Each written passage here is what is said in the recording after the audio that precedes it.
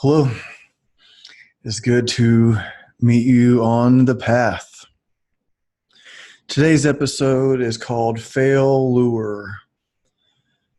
And so the word failure has the word lure in it, right? There's a part of ourselves that kind of wants to fail, isn't there? We have to fight that part that's like, I don't feel like going to work out today. It's been a long day. I can just go home and watch TV and relax. And then there's the other part trying to inspire you to get that workout in, to get more of that work done.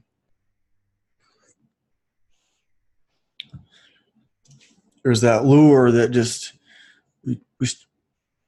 our thoughts kind of will chase after it.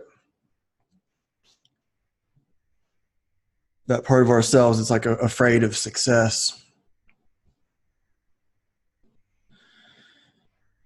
When it was just over 4 years ago, May of 2015, I was taking my Strong First kettlebell instructor certification over the weekend. It was in Chicago,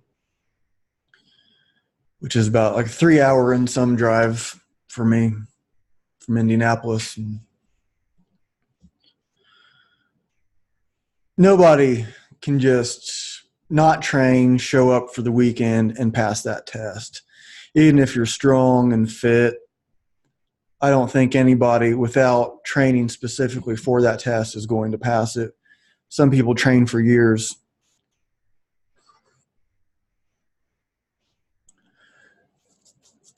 It's difficult. My girlfriend at the time really inspired me to do it. She knew I was really tired of driving a cab. And I was training like friends and friends of friends and stuff for a long time. I started as a trainer in 1999, got out of doing it professionally and just trained friends and friends of friends. I didn't like the business part of it for various reasons. So I get to the certification, and I felt like I was, pretty much in at least the middle of the pack or so.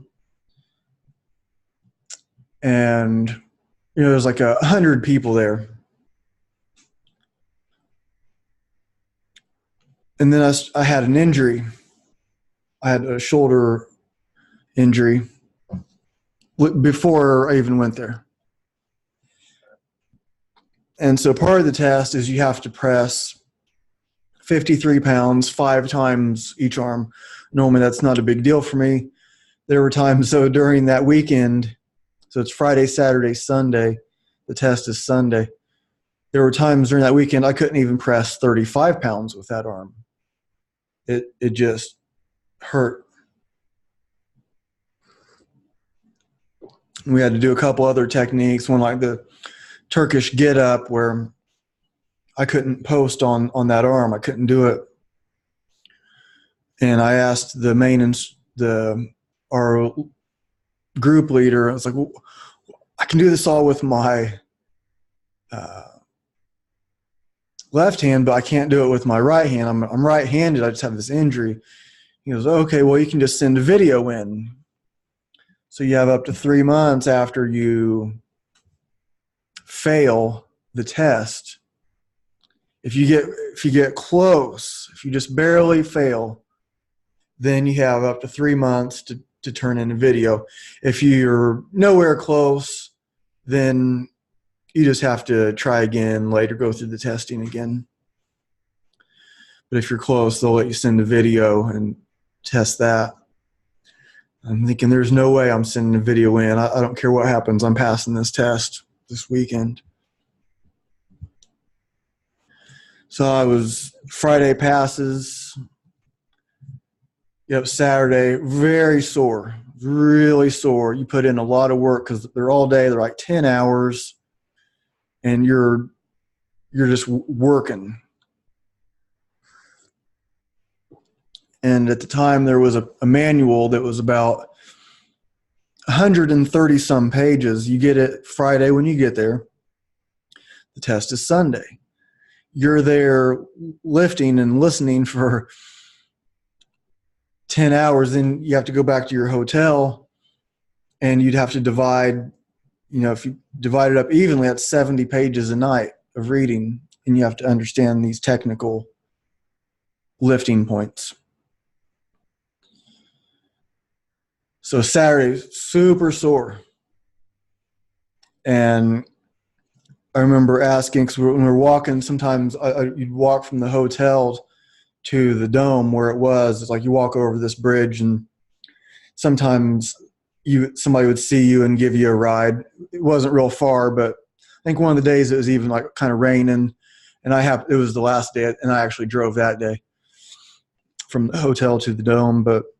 And so I gave a few people a ride. But I remember the Saturday going to the dome and getting picked up. Maybe it was on the way back, whatever it was. And I was like, "Oh, how you guys feeling?" One guy was like, "I feel like shit. Thanks for asking, though." Because he was, again, like so sore. You're so wiped out. My partner, though, they partner you up. My partner, I guess we chose each other. Kevin, man, it didn't seem like he was all that sore. I remember him jumping over this fence, and I'm just like dragging my legs behind me like a zombie. But he seemed to have some. But anyways, after the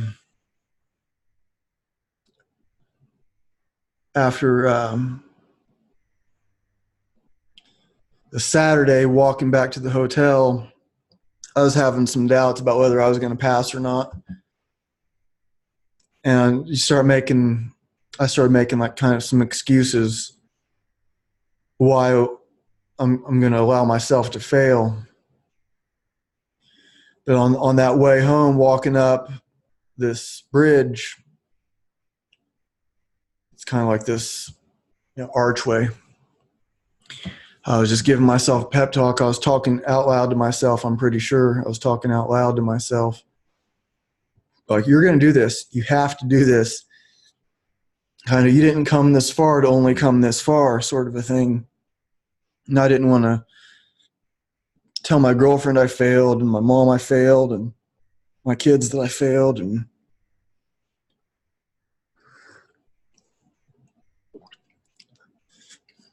I really didn't want to fail. But there was that other part of me that's like, you have all these good excuses to fail. Your shoulder hurts. You're sore. Or even like you're just not good enough. Even those are things are popping in my mind. And so it's that internal battle going on. And so Sunday, the day of the test, I ended up passing. It's a hard physical test, especially when you're injured and sore. It's part of the deal. Toughness is part of the test. And then when it came time for the written exam, like my mind just fried from little rest and a lot of work, and you have to remember this, technical stuff. It's not like, super complicated, but you just have to know it.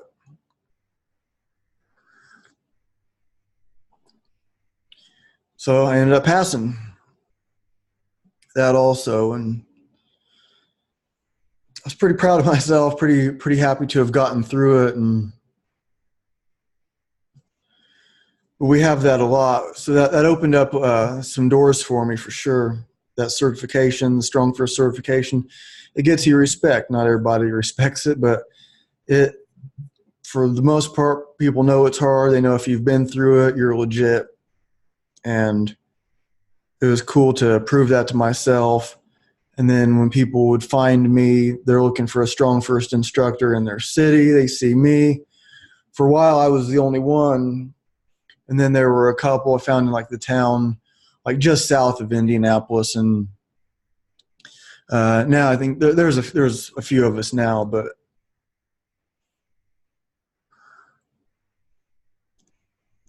for a little while I was the only one. And then I let that go.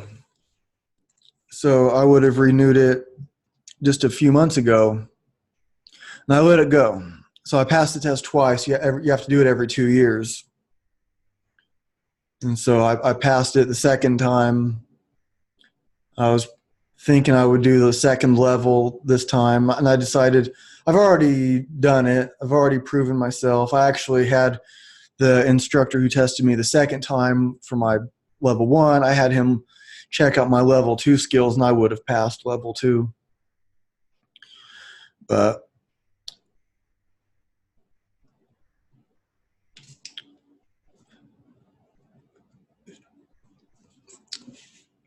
I figure I don't really need anybody's certification anymore. And there were some other things.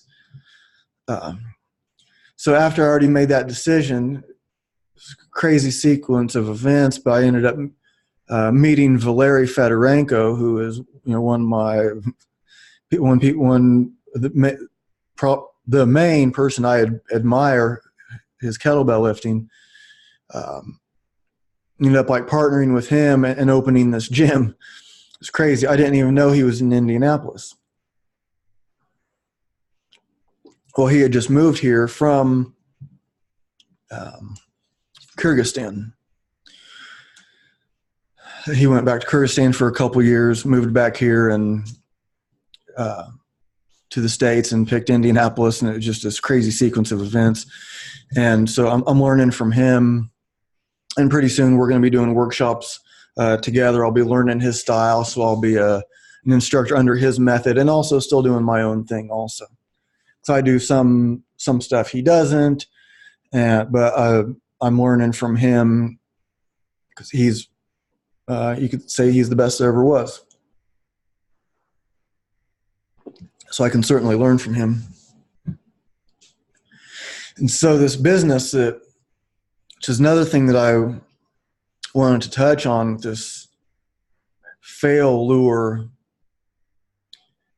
And so part of that, like that lure, you're getting tricked, right? I don't fish. I'm one of those vegan weirdos, but that lure, it's a trick, isn't it? Oh, the fish thought it was a worm or whatever, but really it's a hook. So I was an independent trainer at other gyms. I was teaching workshops, and I had regular weekly clients. And then when I decided to go out on my own, and just when I was planning when I had the appointment to check this space out, that's when I met Valery and decided to partner together. So it all just happened. There was didn't even know him. I knew who he was, never met him. And then all of a sudden we meet, we hit it off. We were on the same page. We trust each other. And then like a few days later, we have a business. It's crazy, but it's really cool. So we have some really, really cool things going. Like part of that business is a lot of businesses fail, right? So you can have businesses with good products, and for so many different reasons that they'll end up failing. And I know we have some listeners in Indianapolis, some local listeners, but when I started as a trainer, one of the first places I worked was Bally's Scandinavian. I don't know if those exist anywhere on the planet now, but they haven't existed in Indianapolis for a long time. But I started out there. It was in 1999. And it was like giving people their first workout, calling people that came in, calling uh, old customers and trying to get them back on, and taking people to show them how to use the machines, basically, which if they know how to read, they can read the plaque on the machine. But whatever, that's what I was doing for a short time. And then I got into some other places, and just where I could train people one-on-one and work pretty much full-time or close to it. But I always pretty much had another part-time job to go along with it, because just the nature of the training business for a lot of trainers, it's up and down. So you might be doing really well one week, and then the next week people are on vacation, people get sick, they have this come up or that come up, and you could have, it's real easy to have that happen. And so I usually had another source of income. And so even now I have my own gym with Valeri, but our own spot. And so far I've kept what I call my job. I work at a factory from 5 in the morning until 1 in the afternoon. And then I have my clients in the later in the afternoon and the evenings. And it may be getting to a point in the somewhat near future that I need to let that go. I have people contacting me, they want a morning time, and well, I just can't do that as of right now. Can't. I could, but I choose not to. So why would I choose? So this, I'm telling this for a reason. So like as a trainer, how much I make per hour is a lot more than what I make at the factory. So why would I turn down more money per hour for, well, less money per hour and to do a job I'd rather not really do? And maybe part of it is this fear, and maybe for a good reason, a fear of things starting to collapse and I end up losing my gym. So the way things are set up now, doing pretty well. The gym was profitable immediately. Right away, it was profitable. So maybe technically speaking, the first month was, well, it was profitable, but not as much because like the process of like getting everything started. But second month, profits way up, and everything's it just keeps getting better. So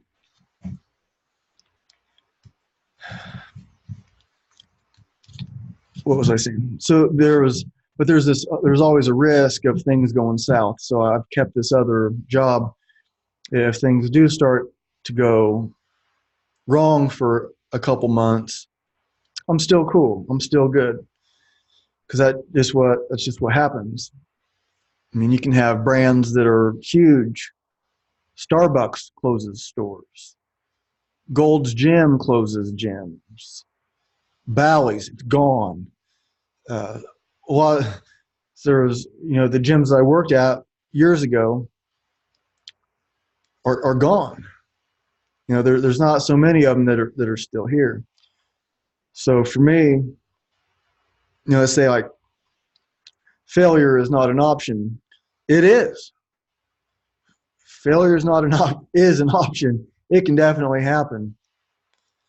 Now, the way I have things set up, how much I was bringing in before I chose to get my own place, I made a very low risk decision. I didn't get a place that was pushing my budget. I just hope a lot more people come in. It was like, no, if things just stay how they are, I'm still making money. So I can expect things to get better. So but I really don't want to fail. And so sometimes you just got to do things that you'd rather not do to make sure you can do the things that you want to do. But I'm getting closer and closer to letting that go. And even then, I'll probably still have some. I've already talked to friends about maybe doing some other things, different projects here and there that nothing to do with training. But I was reading this book. It was written by an astronaut, and he was talking about thinking positive. He's like, yeah, astronauts don't think positive. It's like these engineers, these astronauts, they have to sit and think up of everything that could possibly go wrong. This thing could blow up. That thing could leak. This thing isn't right. What if this happens? What if that happens? What if there's this or that? And all they do is think of problems.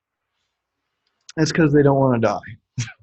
That's because failure is an option. There's tragedies in NASA.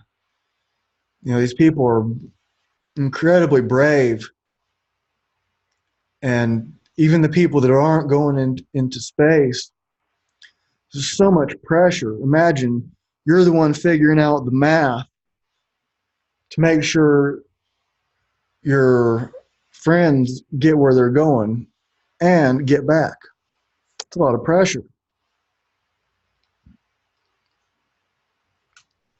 But he was even talking about how he prepared, and there was like a party where Elton John was going to be performing, and he played guitar. The astronaut played guitar. He's like, well, what if he happens to ask for a request, and what if he happens to ask for somebody, if somebody can play the guitar? And so he learned how to play Rocket Man on guitar just in case Elton John presented that opportunity. And so it took him all this time to learn how to play Rocket Man, right?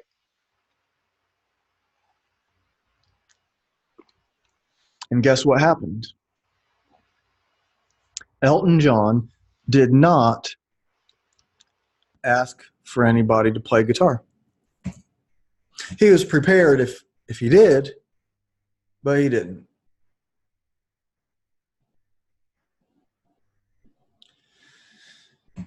So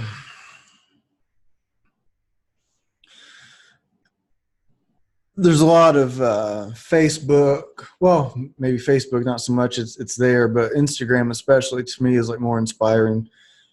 Facebook seems to have more negative, political, and maybe we need some of that too, but I try to ignore that for the most part. Like, why is there so much inspirational stuff? Why do we need that? Why do we need somebody to like say, you can do it? Why do we need that? I was watching the Joe Rogan podcast, and he had Rico Verhoeven on, and he's from Netherlands, Holland, and he's a Dutch kickboxer, and he's a world champion, heavyweight world champion. And so you're watching this guy, and it seems like, wow, this guy has it all. He just seems to have it all. But then he starts talking about, Joe Rogan was asking about different training modalities that he uses, and so he's going through that. What kind of, plyometrics, and how was this kind of different strength and conditioning, and running, and then Joe asked him, what about mental stuff? Do you see a psychiatrist, a mental performance coach or something? And Rico at first said that he used to look down at that kind of thing, but then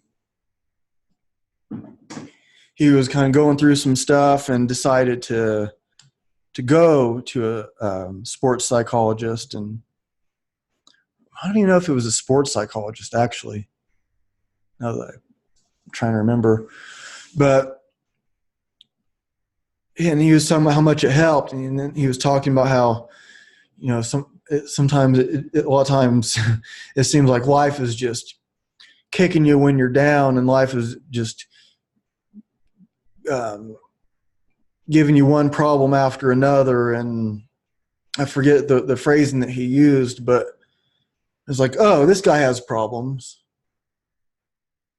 So this guy that's, I don't know how tall he is, 6'4", 6'5", he looks perfect. He's heavyweight world champion kickboxer, top of the world.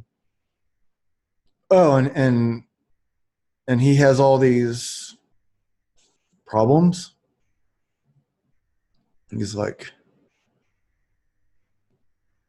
life problems, life situations that are not going well. How is that? And so he's probably at his peak now, or, you know, who knows how much better he'll get, but he's already, you know, world champion. And now he's not afraid to talk about these difficulties that he has. Self-doubt, or and I was listening to another podcast with Brendan Schaub. He was a UFC fighter. Now he's on a couple podcasts. He does stand-up comedy, but he was talking about, he was on Joey Diaz's podcast, and Joey was asking him about like is there like the similarity between going out for a fight and the fear of getting on stage for comedy. And he was saying, yeah, there's a difference. But he's got that fear doing comedy too. So, but before the fights, you know, he's professional. He was towards the top of the heap for some time in the UFC. He was still having self-doubt. He said in his mind, like, why are you doing this? What are you doing? He said when he was driving to the arena before his fights, he said he would just look at people, and he said he would rather be any one of those other people before, you know, he's like, man, I'd rather be anybody else except for me going to fight somebody that wants to take my head off.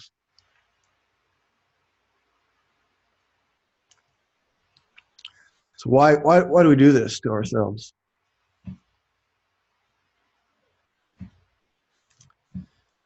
It's pretty crazy. I'm trying to read my notes here. Oh, spread too thin. So like one thing, like with I have like all these different ideas for business, and part of it gets channeled into the podcast, part of it goes into the training, but I have like these other ideas too. I'm going to be working on a Roku channel. I got to like settle on the name of it, because I introduced the show. If you notice, I introduced the show differently. I don't even remember how I did. I said, it's nice to see you on the path, or nice to join you on the path, or I don't even remember what I said. I didn't plan it out. It just kind of came out. But I think I'm going to start calling the podcast Path Notes. I've already been doing that. I'm kind of trying it on before I go, making all the changes official. Kind of like trying it out, because it was Path Notes of the Mystic, and before that it was even Path Notes of the Skeptical Mystic, that I was kind of trying out, see how that would work, and then I kind of leaning towards Path Notes. And I think people will understand that, because most of the shows have nothing to do with fitness. They might.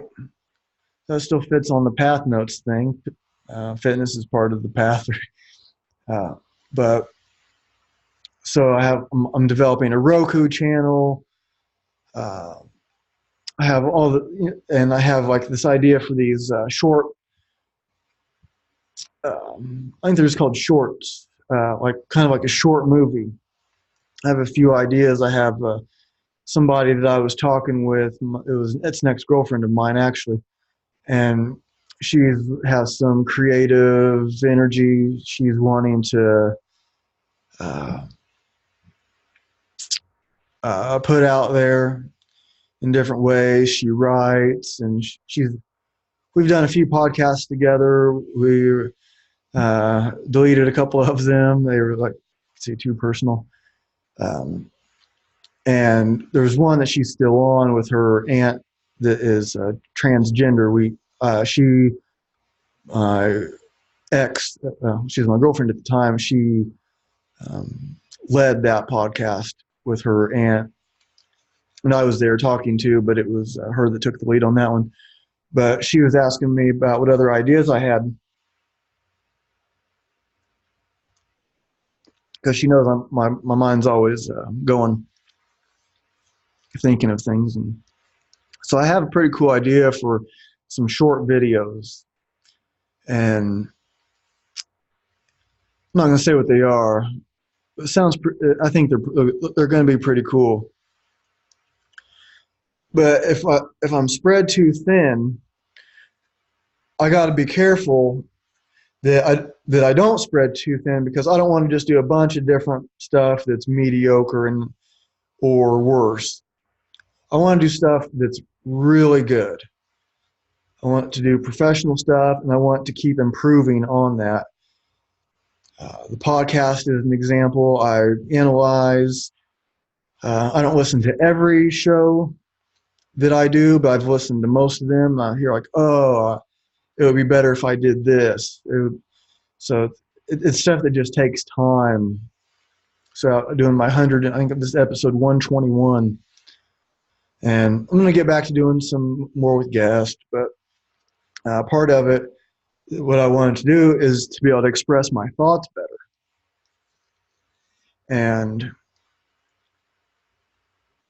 so that's part of why I've been doing a lot more by myself lately, is to work that muscle. And how do I keep the audience engaged? So there's a lot of thinking that goes into this. This video idea, I think people are going to really like it. And I think they're going to be pretty short. I'm thinking maybe some are 5 minutes, some maybe 15 minutes. Just real like dense but meaningful, cool videos, and that will be in. I ran the idea by her. She thought it sounded cool. We were just talking about it yesterday, and she has some different stuff going, but she was kind of saying the same thing, where she has all these ideas, and then going in like these different, like, false starts, and so she's processing how to focus in on stuff that she really wants to do and not let other things distract her. So that can be tough when you're creative. Like, she brought up an idea to me. It was actually my idea, so that she reminded me of, and I was like, oh yeah, that was a good one. It's like, I kind of forgot about it. But anyways, I'm going to read something from, where did it go? Lil Gibran, changing the subject a little bit here.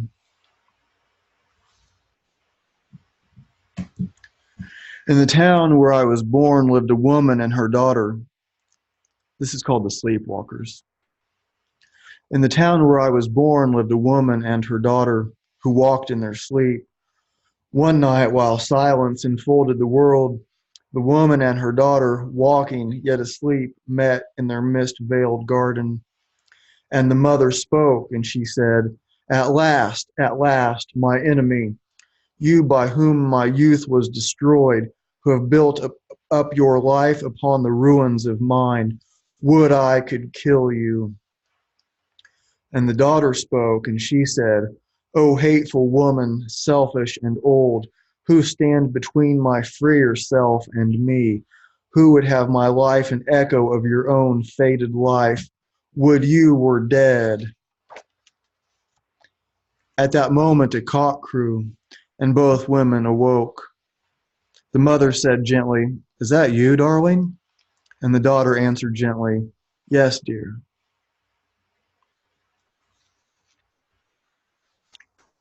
Some powerful stuff in there, right?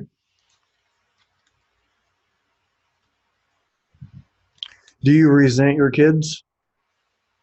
And if you don't have kids, do you resent your parents? And if you have kids and parents, do you resent them all?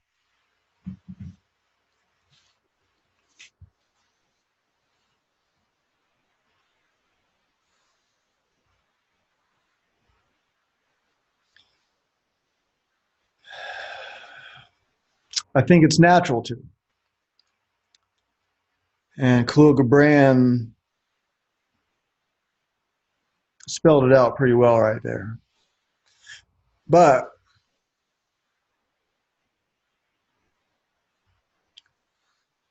there's also nothing greater, right?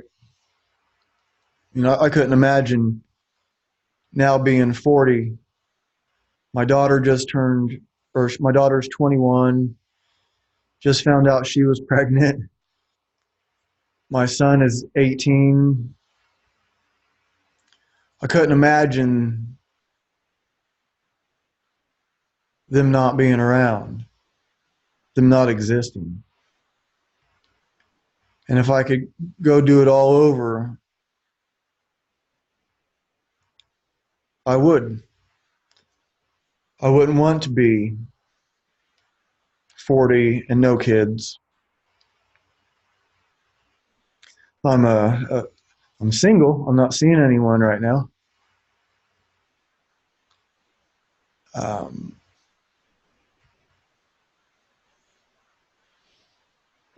so I'm not with their moms.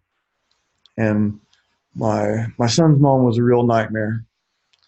And my daughter's mom was always usually pretty cool.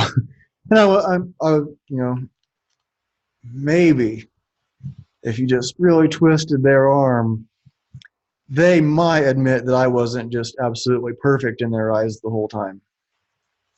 It might take some real hard twisting, but maybe just the right amount of pressure, they might say I wasn't perfect the whole time. Can you imagine that? Me?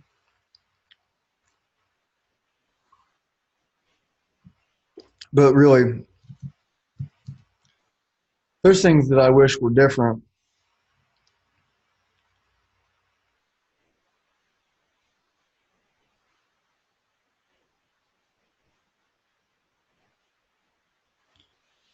But if they just know that I was trying the whole time, and when I would get them at the time, it was like every other weekend. It was like the law, every other weekend. Dads would just get. Now it's a lot more likely to get 50-50. But um, in Indiana at those times, it was just dad's got a bad deal and pay for it. Everybody pays for it. So if kids just know that I was trying the whole time, there was never a time when I wasn't trying to see them. And there was times when I did have my daughter because her mom was cool with it. I got her every weekend for a while. And there was never one single time when I could have gotten her that I didn't. There were times when maybe I had to work. There were times like that. Um,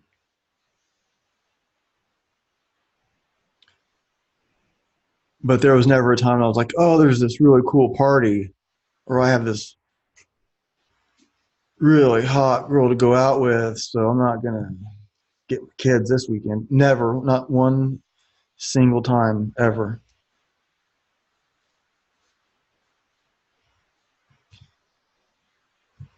like, so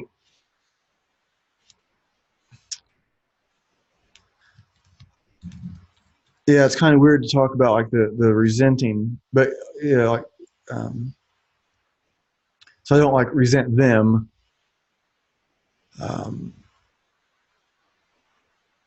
there are some things that I wish were different. More, it's just like I wish could have been around them more.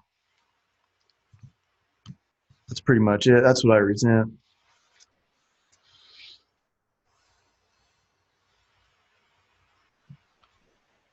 Resent that situation. And then when I was with them, I was just wanting to have fun, go watch movies, go out to the woods, play around, and do fun stuff. And we got that, but just not as much as I wanted, especially with my son. We got ripped off.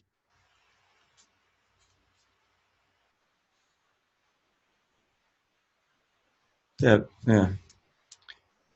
What do? You just keep going. And I think like that lure, like it says like the fail lure. Not there was a guy, I think it was in New Hampshire. It's been many years ago, but he was trying to see his kids, and he was getting screwed around by the system. And like his ex accused him of something. He was found innocent, but they told him he still had to go take anger management classes. Why do I have to take anger management classes if I was found to be innocent? And his ex wouldn't let him see their kid, and it was a super stressful situation. He set himself on fire on the courthouse steps. He burned himself alive.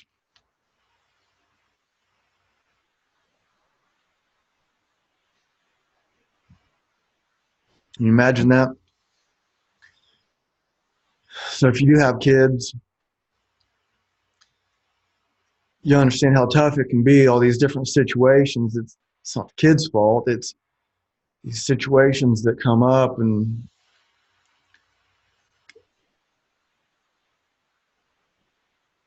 there's just these different situations that unless you're there, it's hard to understand. And sometimes maybe we redirect that frustration to the wrong people.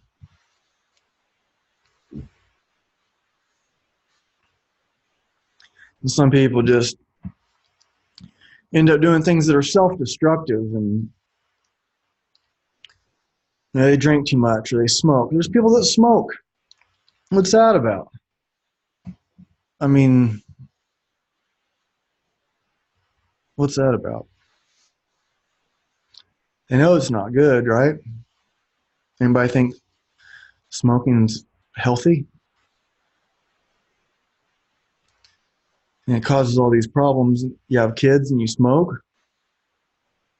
Really? Why are you doing that?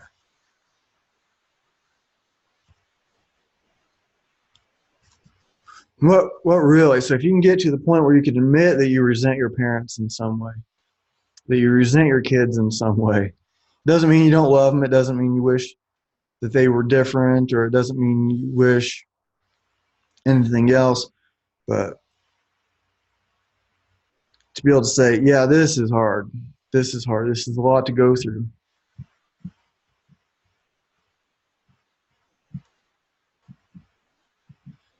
Maybe just like looking at it is the best way to start dealing with it. So when I think about the situation with my kids, I don't feel I like I resent them. I think because of them, I've been able to do a lot of great things. There's a big difference between what I was doing before and after my daughter was born. My daughter was born first. And I just got to tighten this ship up. Got to go. Yeah, it was hard. The relationship with her mom, 'cause we were together in high school. And so even though perfectly cool now, no problems now, and it's been a long time since there's been any problem, but it's tough. Everybody has these tough times, right? Despite what they may present on Instagram. Oh, look at these perfect people with no problems.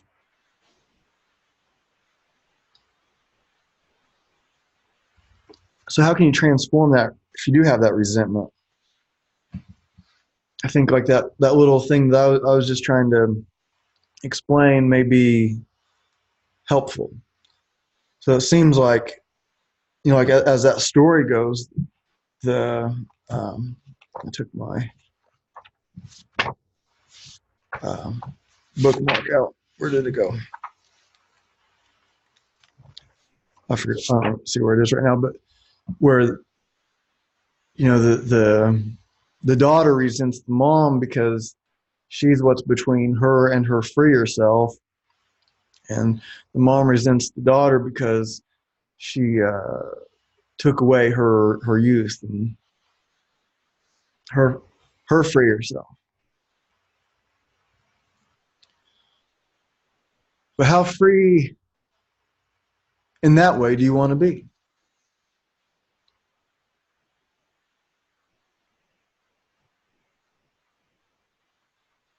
Maybe you don't want to be free in that way.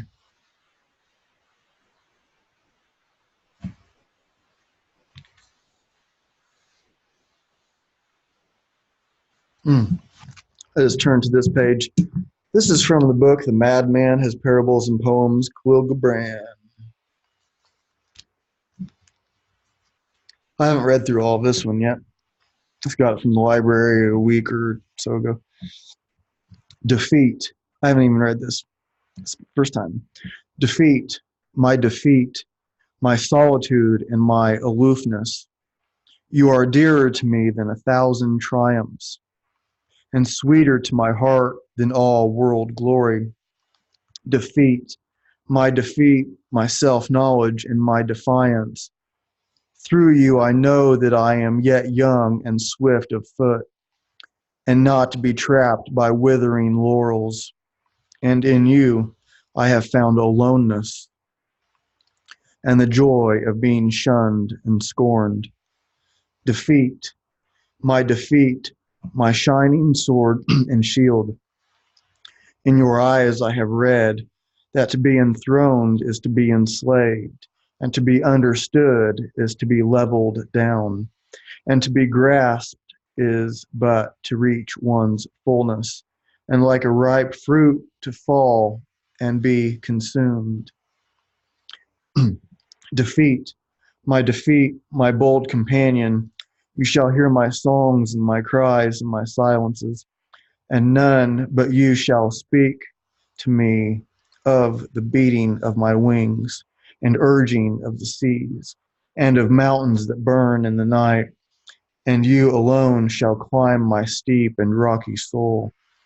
Defeat, my deathless courage, you and I shall laugh together with the storm, and together we shall dig graves for all that die in us, and we shall stand in the sun with a will, and we shall be dangerous. Khalil Gibran can write. I'll tell you what. Today I went to the cemetery. I don't think I told this story yet. But today I went to a cemetery. It's one I go to a lot. And was climbing trees, and there was something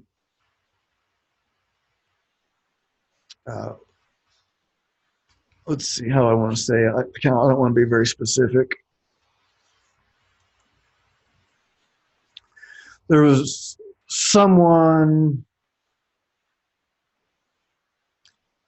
helping me out with something. This let's see, let's call it a business thing. Someone has helped me with this business thing, and this person wasn't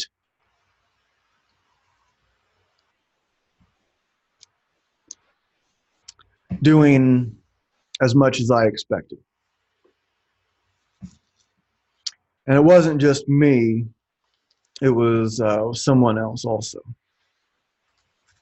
So it was this thing. Nobody could even guess what it is. It was,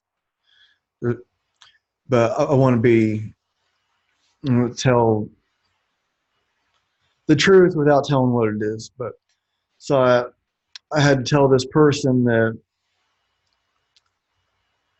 I'm going to just take over what they were supposed to do. They could have made some good money from making these things happen, but nothing was happening. And as weeks and now months have gone by, it was just time to do something else. No hard feelings. This is just something that has to change. I was hoping that person could do this and make a good amount of money, but that's not what happened.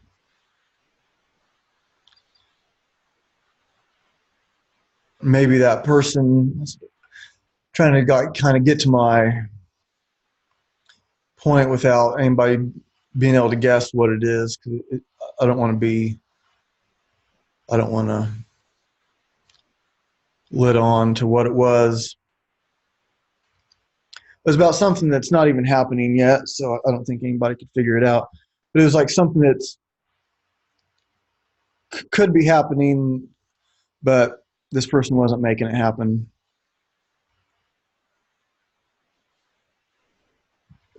And it seemed like it would have been easy enough, but apparently not. So it was a tough decision to kind of a tough phone call to make to tell that person, I'm just going to do this.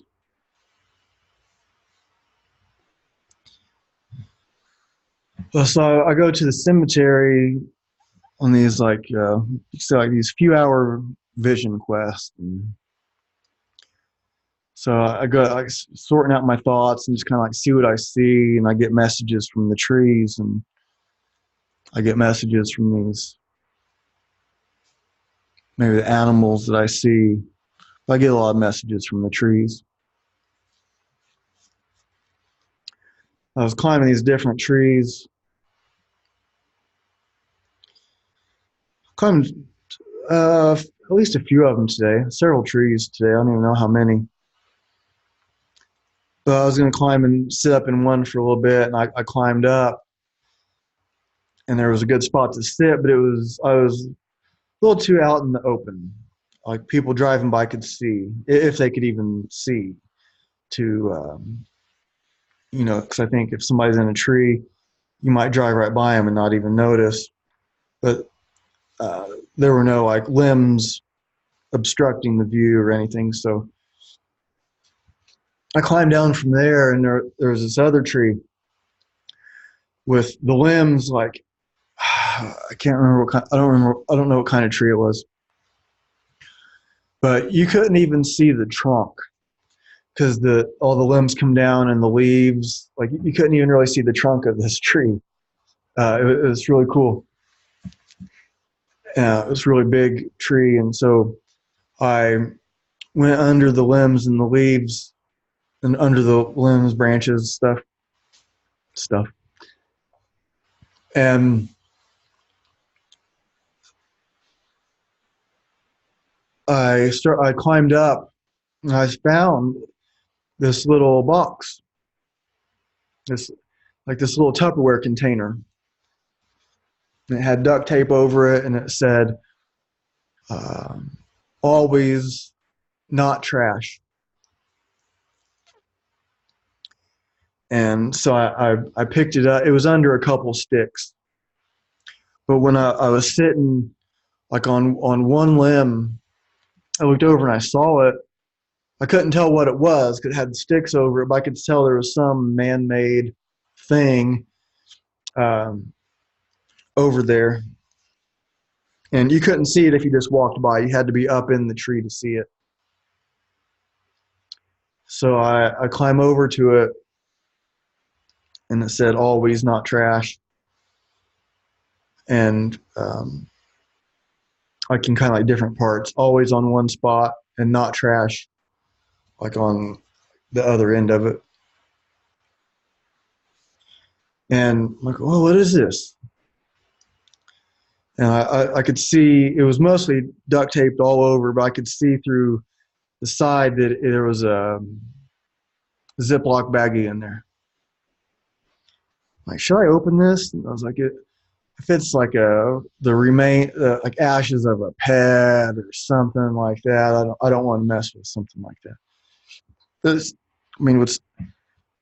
I thought, well, is this maybe it's like some kind of like drug drop off spot or something like that, or maybe it's like some kind of CIA spy drop off spot. And I was like looking, and there was like this trash bag like wedged in between, so like the wind's not going to blow it out or nothing's going to blow it out. I didn't even bother pulling that up.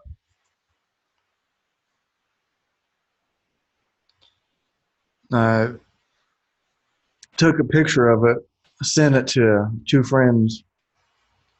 It's like, look what I found in this tree. And I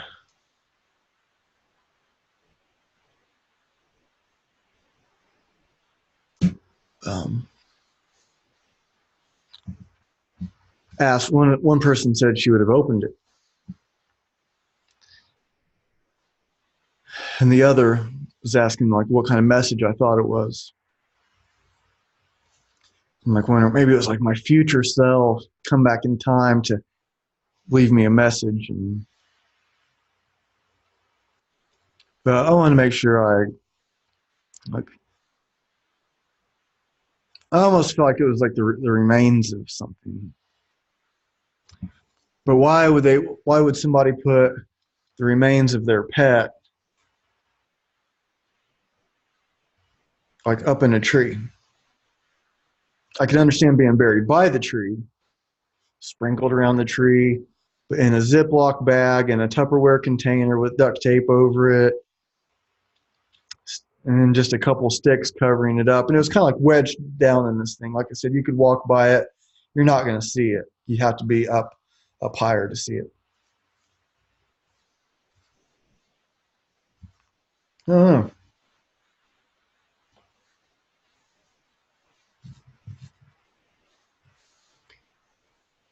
Well, I think I'm going to start to wrap the show up here.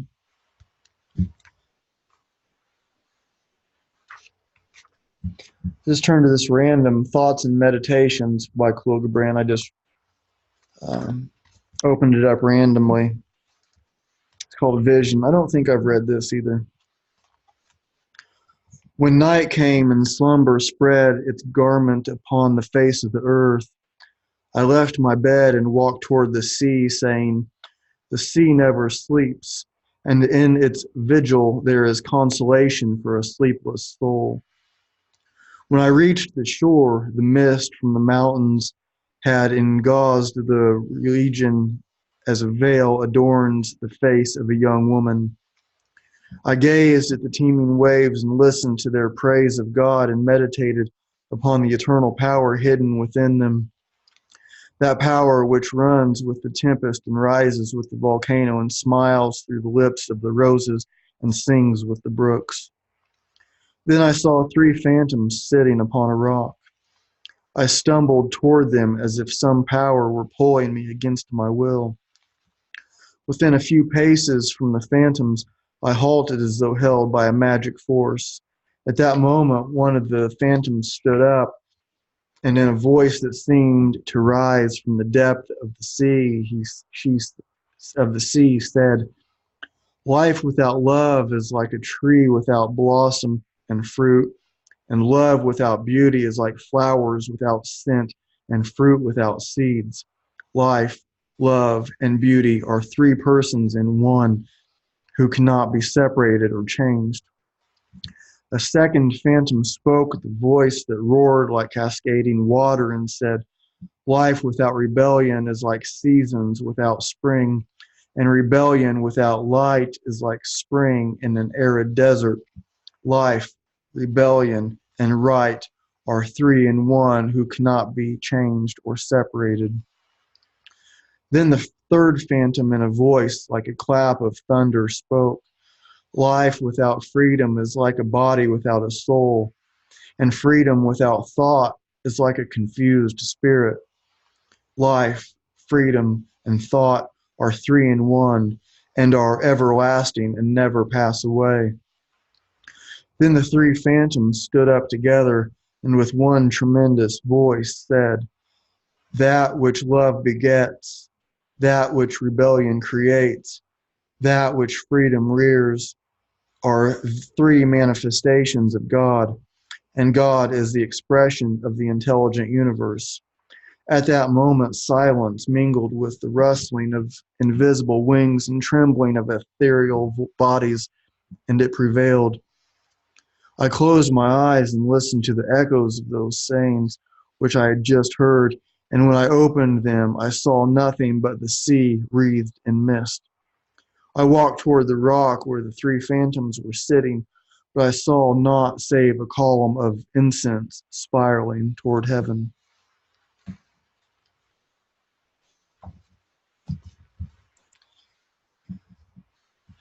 So what kind of fear, what kind of fail, lure are you trying to avoid?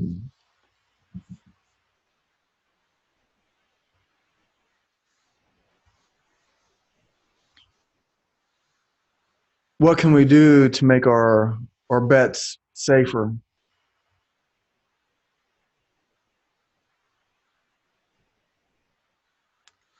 What can you do when you have a good idea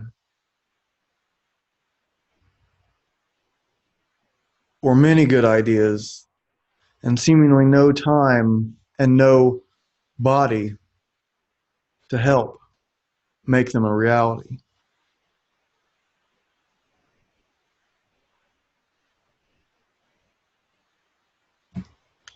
Now, when it comes to like business partners,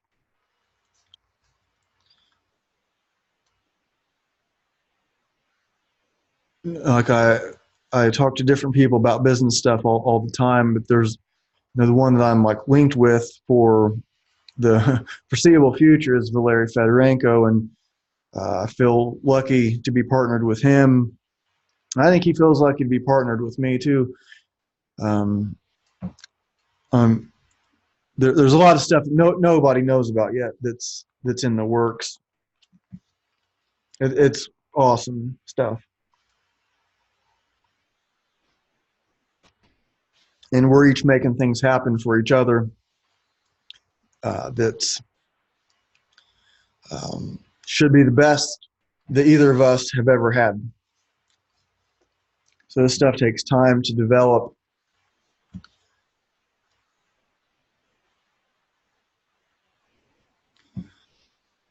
But that fail lure, sometimes, like when I'm at my what I call my job, like I'll be like several hours into my day. I get to work at 5 in the morning. So right now it's 10:23 p.m. on Sunday. I have to be at work at 5 in the morning tomorrow. I have to wake up at 4.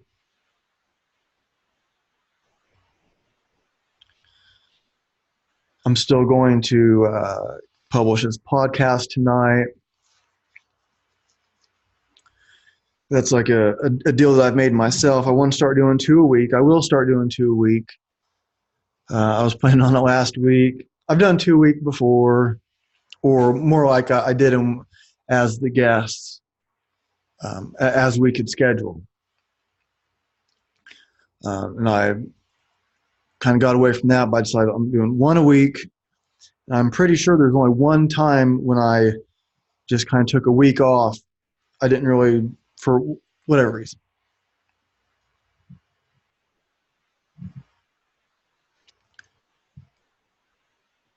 But I forget what I was saying now. But I guess, what do you do when you have like these ideas and not a lot of time? My schedule is pretty rough, but other people, but that's just kind of the way it goes. When you want something great, you have to work for it.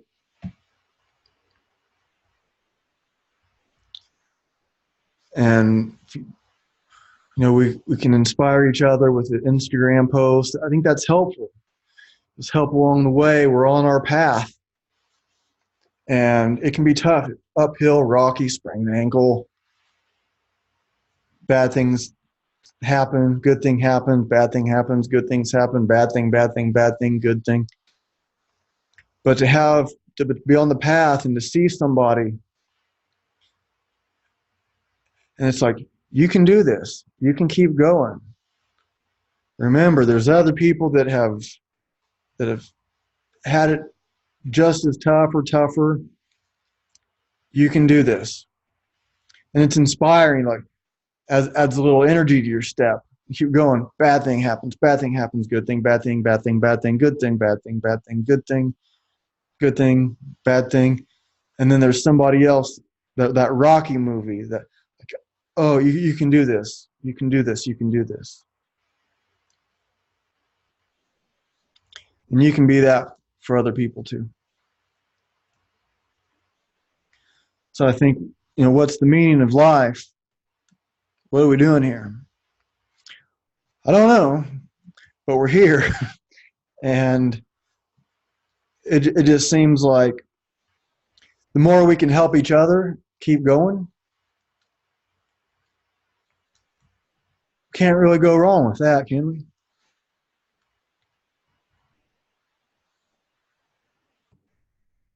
I will see you on the path when they merge again.